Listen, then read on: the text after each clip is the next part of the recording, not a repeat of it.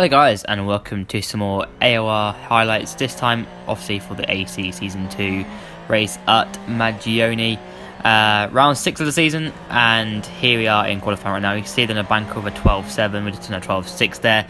And basically we went on to a bit of a ramp of laps here in qualifying where things are starting to improve. But this is our fastest lap of the session. We're going to come across the line to actually improve on this one, but we're going to go even faster on the next one. So hint turn when we go. Pretty tricky corner this one. It's a second gear, but you can take a wide entry and cut back in, which gives you a better exit, which we do get a little bit down slightly. Now into this really tight hairpin. Again, second gear is best, and you're going to try and get on the throttle as quick as you can, which we do get on the power pretty quickly. And now into this really tricky left-right section, down in second gear, and now into this right part in first gear. You're going to try and get on the throttle as quick as possible again. This right-hander before the straight, really tricky, but you want to maximise that to get the best run out of it, and we do get a pretty good run down here. This long straight, but it's just not enough to have a little bit of a break. It's just such a tight track, so short that you don't really have time for brakes. Now heading into the double right-hander just after the 100-metre ball, we brake down into third gear, onto the cupboard a little bit. Not ideal, but we hang it in third gear here, and we get a pretty good exit out of those double right-handers. Pretty tricky indeed. Now into the Mickey Mouse section, really tight, and it just chicanes left. Keep it in second gear, and then keep it in second gear again, and then into the last corner. I want to keep it on the power as much as you can, and coming across the line now, and that was a pretty decent run there for me. And it's a 12.464, which actually was my personal best around this circuit. So I was pretty happy with that, and that put us P6 only. And it was pretty tight, as you can see, from sort of P3 down to P6. It was only about a tenth and a half in it. So there wasn't a lot of time between P3 and P6. But that is the beauty of a short circuit like this. It is so much, there's not much in it, and because it's so short. But here, we had another host problem where we had another disconnection in the lobby, and everyone on my screen disconnects, as you can see now. So we had to restart the lobby again, and what we had to do was we had to restart qualifying, go out in formation as we were. So basically the formation P1, I was P1, P2, P3, P4, P5, P6, I was in P6, so we did that, went out in formation, we put in laps in formation, so we actually managed to stay and have 100% grip to start the race, and restart the whole thing again, and we're in P6 like we were. So here we go for the race here. We're revving for 5 red lights. It says we're in P7, but we're not. We actually are in P6. So revving 5 red lights here for round 6 of the season, and away we go. We get a pretty decent start. Not too bad. It wasn't the best, but not a bad launch otherwise. Pretty on par with Chaos on our left. And then Varsak's on the inside. We're going to try and go around the outside. It's important to make positions off at the start, and I just couldn't get past Varsak. I tried following Chaos through. I just braked here on the inside, and I just got so close to him that I didn't want to hit him at this early part of the race. But Varsak stays in position. We all stay in pretty much the same position. I think Chaos made one position at the start, which also was very good for his race, but I was just stuck behind Varsak at this point. I tried to look at the inside, but it's just not worth the risk at this point, and just tried my best. But this was my weak area of the circuit. This corner here and then the right-handers were my trickiest parts of the circuit, and I started to learn why this was.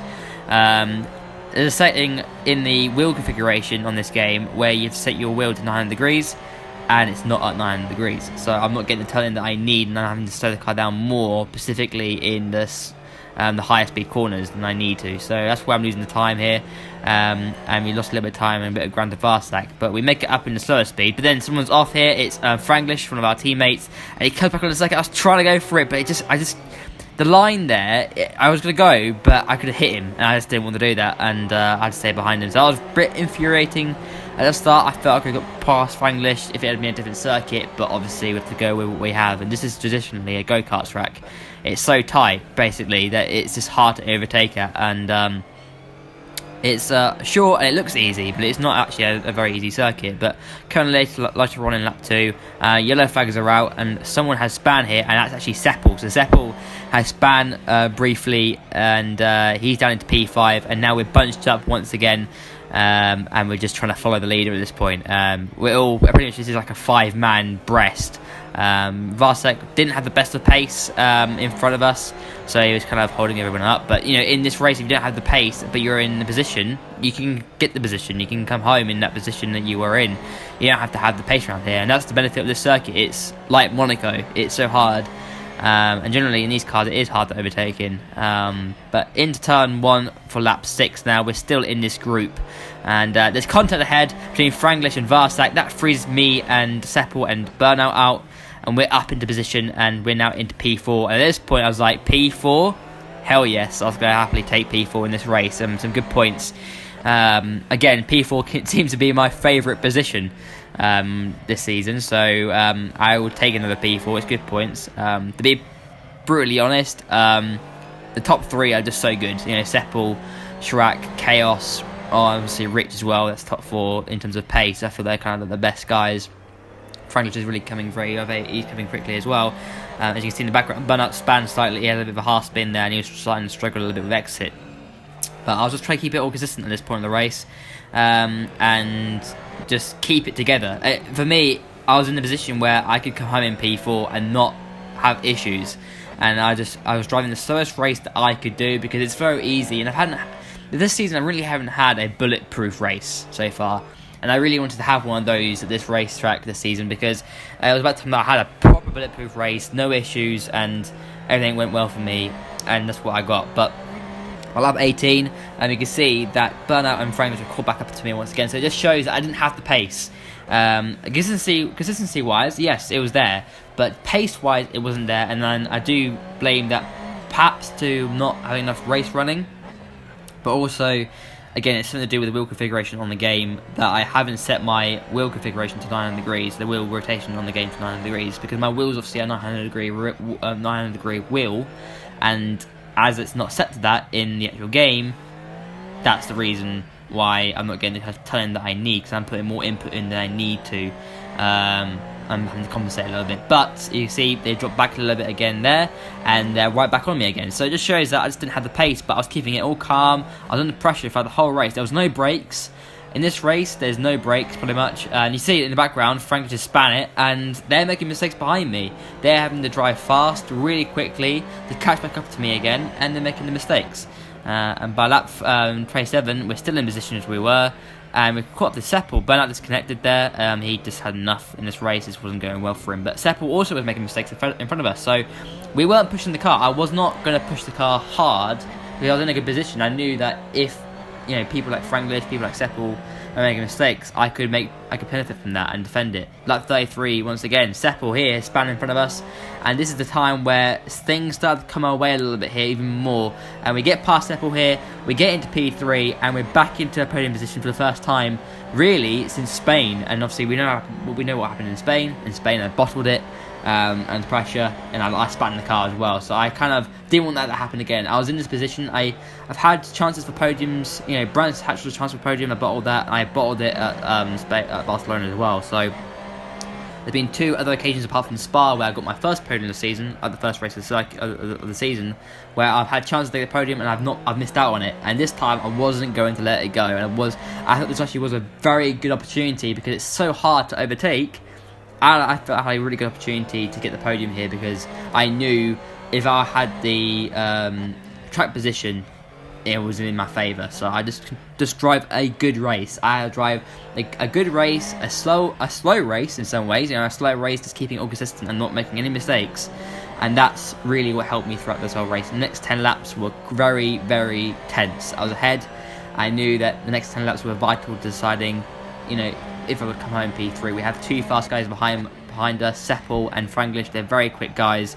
They've been very quick recently as well. And I knew generally against them around here, I just didn't have the pace. And to be fair, I didn't really have the pace in practice for this race either, compared to other people. I just didn't have that extra little bit of speed that I could have brought out. And but I'm sure I can sort it out in the next couple of races if I fix that thing in the settings for the wheel, so it's actually rotating at 900 degrees in the actual game, so it's responding to my input more.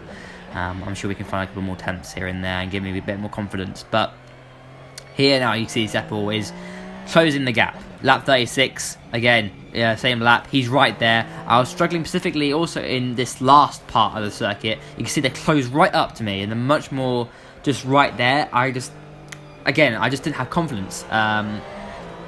And I felt I was putting more. I felt like I had a lot of understand. I had to put more input in to get through those corners. But you see, here I'm defending and trying to do basically here is now a defence masterclass. I had to pull it off and defend as hard as possible. Turn 1 as well was another one where I just understeered.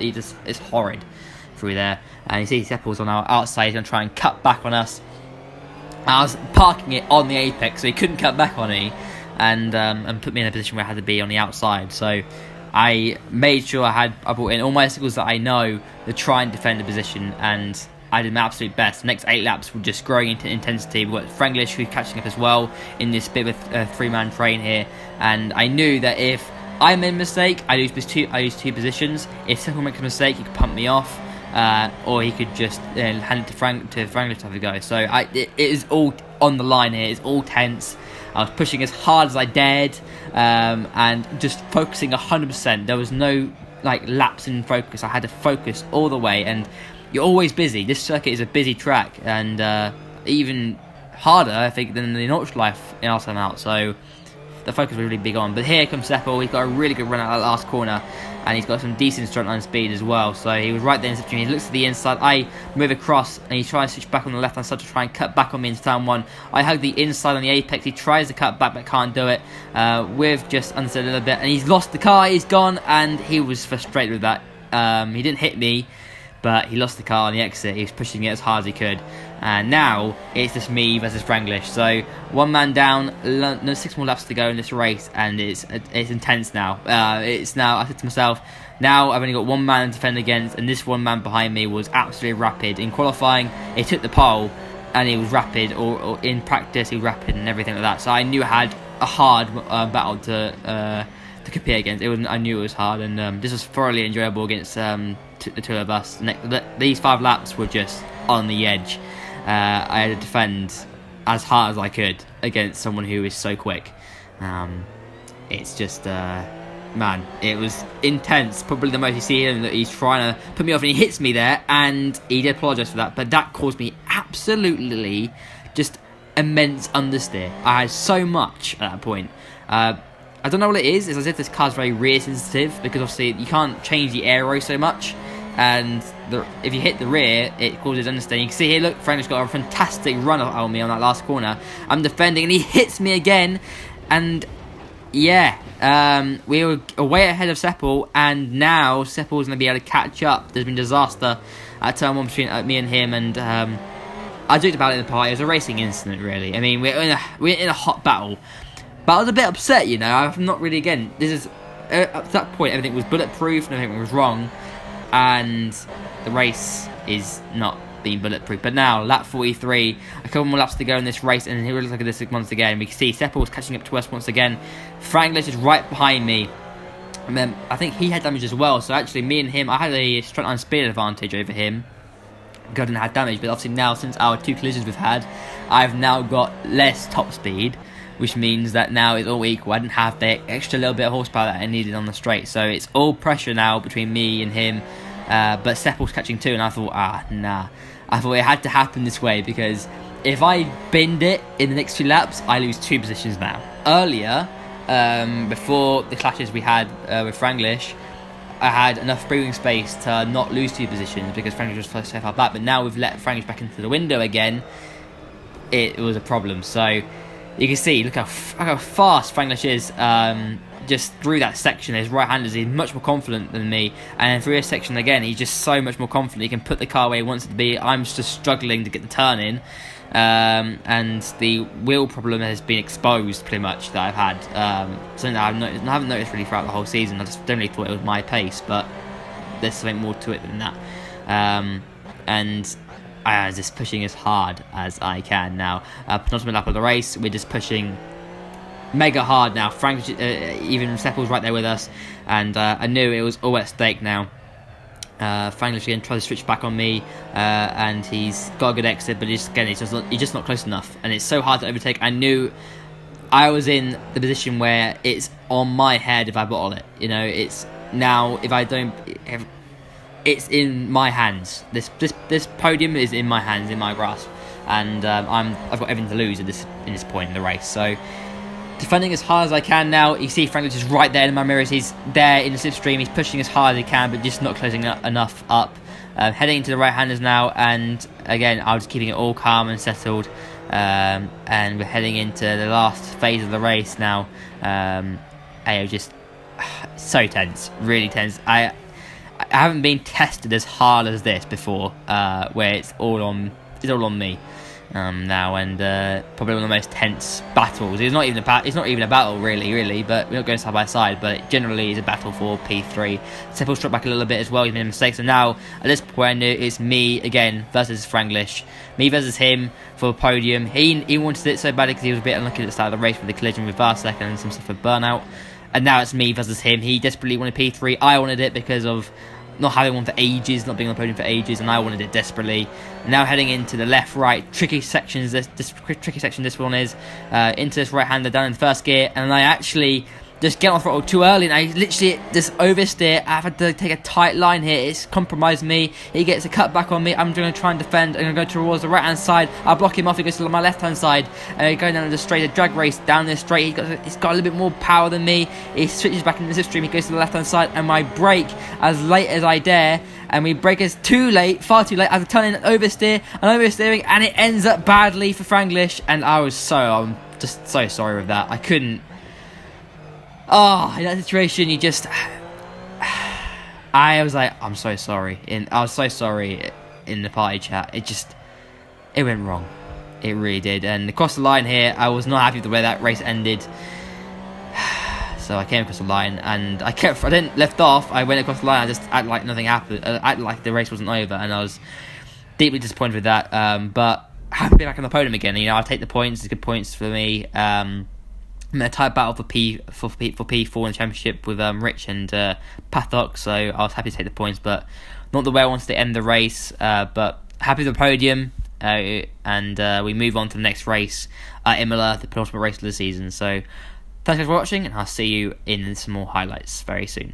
Bye guys.